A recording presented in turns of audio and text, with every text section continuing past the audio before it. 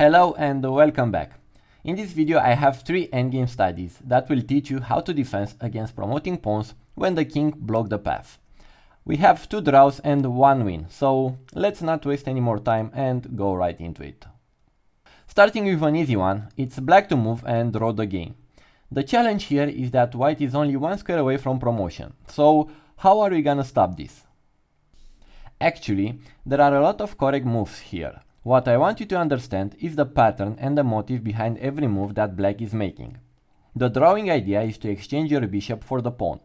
As you can see looking at the position, the promoting square is a light one, so all you need to do as black is to be ready to make that raid when white decides to push the pawn. This is why you can move the bishop to g6 or f7 or even move the king on e5, because in this position your bishop is still keep aiming at that promoting square. Now, white plan is to make you trade your bishop for their bishop. This is why he'll move to e8. But you don't want to do that. This is why you move someone else that is not on white's bishop diagonal. Now, white cannot promote his pawn because of his bishop blocking the path, so he needs to move it.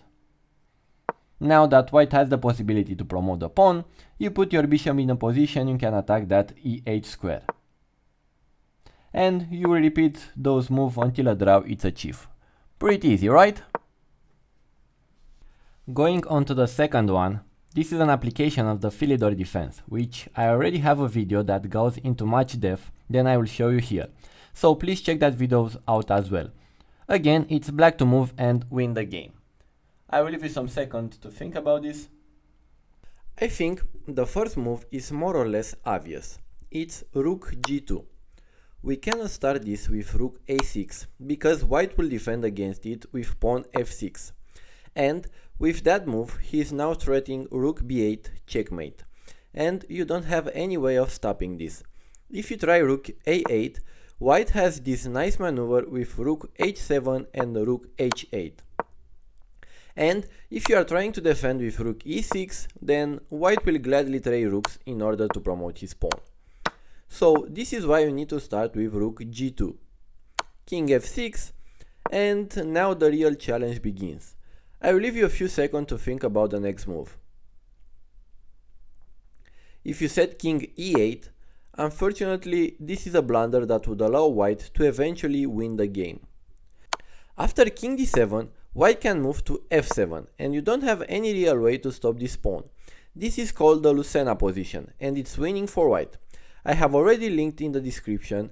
This is why I won't go into much depth over here, because I already covered some lines there.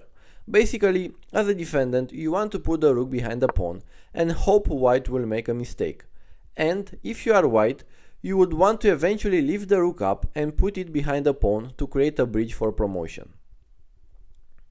Okay, going back. The only drawing move is king g8. If you found that, congratulations. Rook b8 and king f7 from white. Now, this position is a draw because the white king is in front of his own pawn, blocking the promotion square. And what you want here, if you were black, is to keep him there, no matter what. But how are you gonna do that? Well, it's pretty simple. If the king ever tries to move from his pawn path, we will use our rook to bring him back there by constantly checking him. We want to force him to play pawn f6 and keep him confined on those squares. So, as a continuation, we can play rook g7 and rook a7. Now, white plan is to either trade his pawn or his rook for your piece. This is why he may try something like rook e8 with the idea of rook e7, forking you and forcing you to take. But, as I said, we need to put the white king in front of the pawn and we will use checks to do so. If the king goes up, we will go up as well. Now, the king cannot go to the d file because we will capture the pawn. And if you'll ever try to attack our rook, we can go to a1 and f1 afterwards, attacking the pawn from behind. But, if you will go back, and it will defend against the check with his rook, remember that we cannot take it, as we can see. So, the only way to keep this draw is to move the rook to either a6 or a8. Now, Why only those two squares, are you wondering, and not maybe a5 attacking that pawn? Well, because if we do that, white has this powerful discovery check, and no matter which way we defend against it, the mate is soon to come. We can defend this from behind because king e7 is a check and we must move our king. And if we defend with king h6, eventually white will be able to promote his pawn, one way or another. If instead of rook a5, we will have played rook a6, now white discovery check wouldn't work because white cannot push the pawn without black capturing it. So white needs to use his rook if you ever want to push that pawn. We stick with our initial plan of denying any trades and instead check the king whenever it's possible. White cannot move away too far from the pawn because he needs his king to defend it as well. Because let's say he will choose to evade checks while coming after your rook. Now you can go after the pawn. f6, we have king g8. And we will lose our own king to block the promotion square. Okay, going back. But what if white will play pawn f6 immediately, while he still has a defense for it? Again, we need to respect the plan and to not ever let white king move away. One good way of doing this is to lift your rook up and always be prepared to attack from behind. Even if you will try to move to e6 with a discovery check, you can still draw this by moving to g6. And after the pawn move, you'll start checking once again. You can even go to g7, you have a lot of way of drawing this. I hope I covered all the main lines. I didn't want to go into much depth because I already have the video in the description for that, so please check that as well. And for the last one, I have a win. This time is white to move and win the game. So, can you solve the last challenge as well? If your first move is pawn h6, thinking to get as fast as possible to the promotion, well, I got some bad news for you.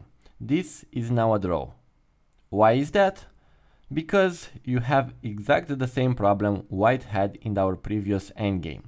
You are stuck in front of your own pawn, and even if you have one extra one, your rook is stuck defending that one as well. All black needs to do here is move the rook along the g file.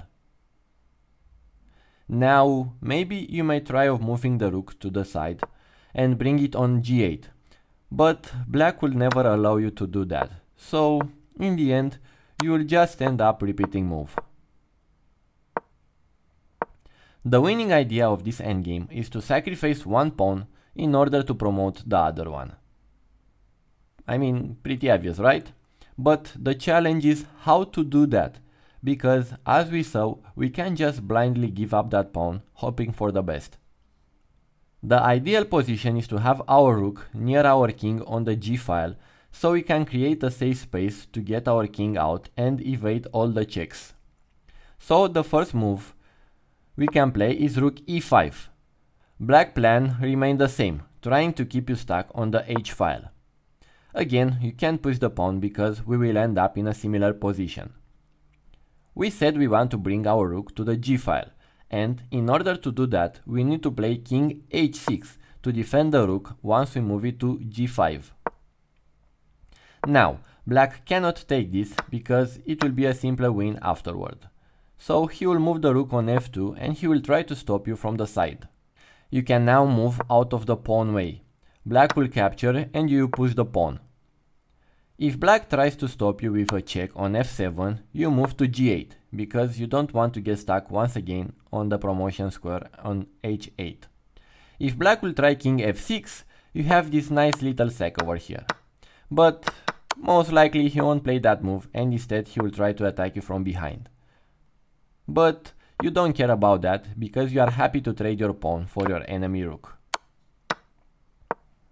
Okay, going back, let's see one more quick defense from black with king f8. Will we apply the same strategy over here? Yes. King a6, preparing rook g5, and let's say he will try to defend with rook h2. In this case we can play pawn e7, check, black is basically forced to e8, h7, black decide to remain the h file, we push our pawn, and again we can see we will bring the rook over the g file and secure the promotion, exactly as we did in the same previous scenario.